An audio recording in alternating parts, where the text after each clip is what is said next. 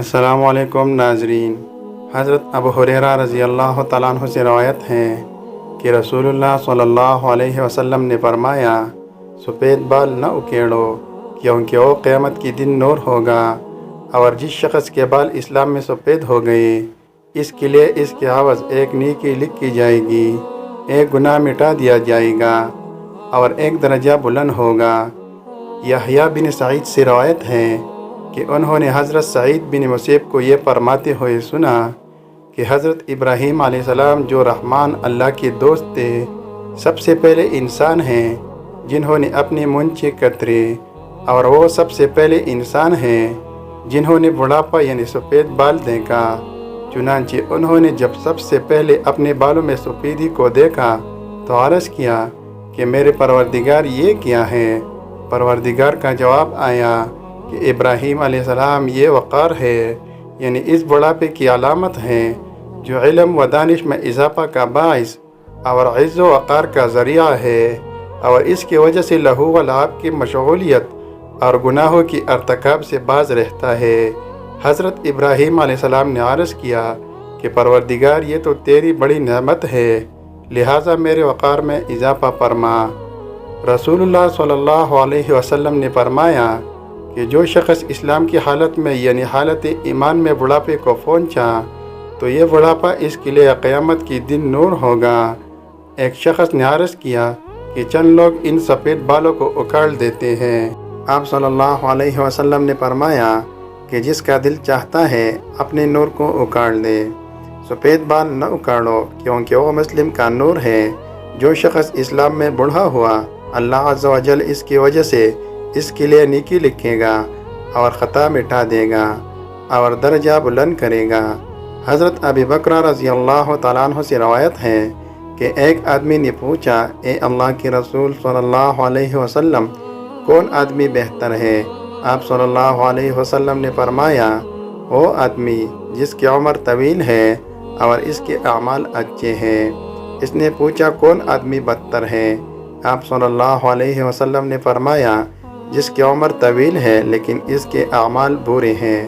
حضرت عثمان غنی رضی اللہ تعالیٰ عنہ سے روایت ہے کہ رسول اللہ صلی اللہ علیہ وسلم نے فرمایا، اللہ تبارک و تعالیٰ فرماتا ہے کہ جب میرے بندے کی عمر 40 سال کی ہو جاتی ہے تو میں اس کو 3 قسم کی امراض سے محفوظ کر دیتا ہوں، جنون یعنی دوانگی، جزام یعنی کوڑے اور برس سے عافیت دیتا ہوں۔ جزام یعنی کوڑا جس میں ہاتھ گل جاتے ہیں، اور برس سے مراد جلد کے سفید داغ ہیں۔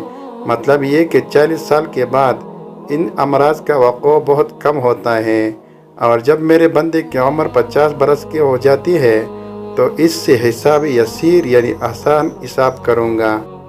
مطلب یہ ہے کہ 50 سال والے سے قیامت میں آسان اور سہل حساب ہوگا۔ جب کوئی بندہ 60 سال کی عمر کو پہنچ جاتا ہے تو میں توبہ اور رجوع اللہ کو اس کا محبوب بنا لیتا ہوں۔ مطلب یہ ہے کہ 60 سال کی عمر کے بعد توبہ سے محبت ہو جاتی ہے اور اللہ تبارک و تعالیٰ کی طرف سے رجوع ہونے کی توفیق عطا ہوتی ہے۔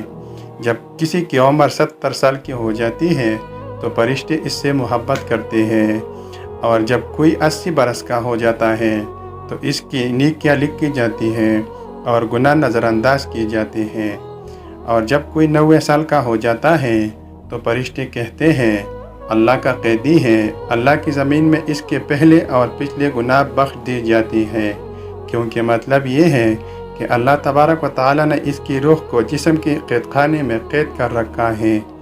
مدت پوری ہو چکی ہے، حکم کا انتظار ہے، اور جب کوئی بندہ ارذل عمر کو پہنچ جاتا ہے تو اللہ تبارک و تعالیٰ اس کے نامہ اعمال میں اس کی تندرستی اور صحت کے زمانے کی مثال اعمال خیر لکھتا رہتا ہے۔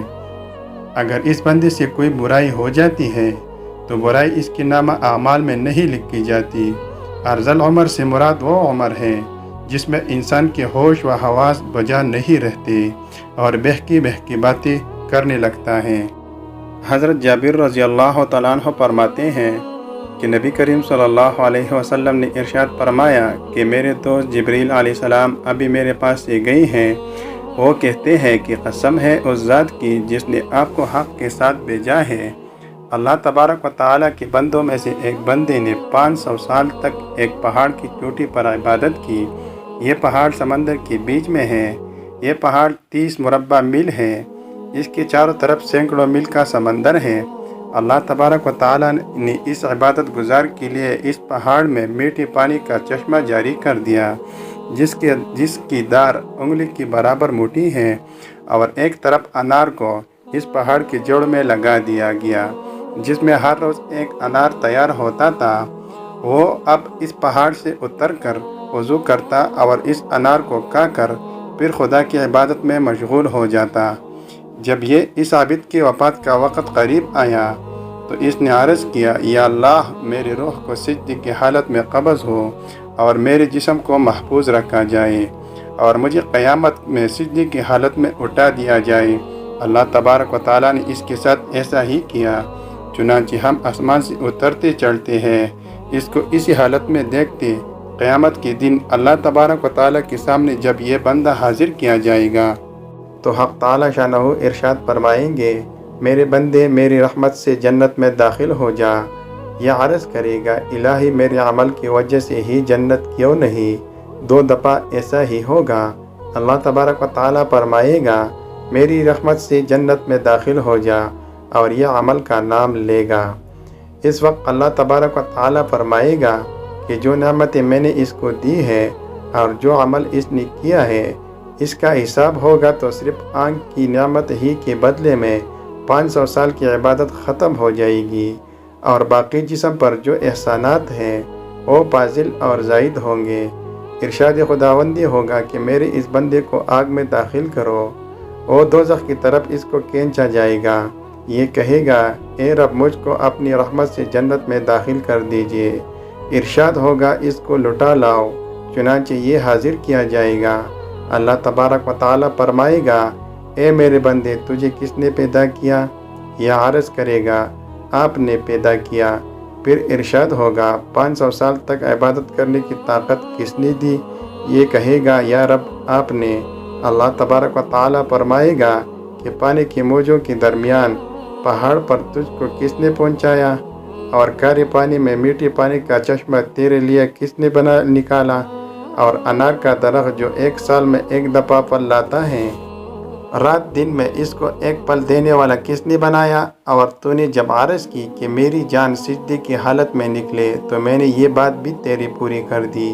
یہ عرض کرے گا، اے رب، تو نے ہی سب کیا۔ ارشاد خداوندی ہوگا، یہ میری رحمت ہے اور میں اپنی رحمت سے تمہیں جنت میں داخل کرتا ہوں۔ حضرت جبریل علیہ السلام نے مجھ سے کہا، اے محمد صلی اللہ علیہ وسلم، تمام اشیاء اللہ کی رحمت ہے۔ اللہ تعالیٰ سے دعا ہے، اللہ تعالیٰ ہمیں بھی اپنی رحمت سے جنت میں داخل فرمائے۔ آمین ثم آمین۔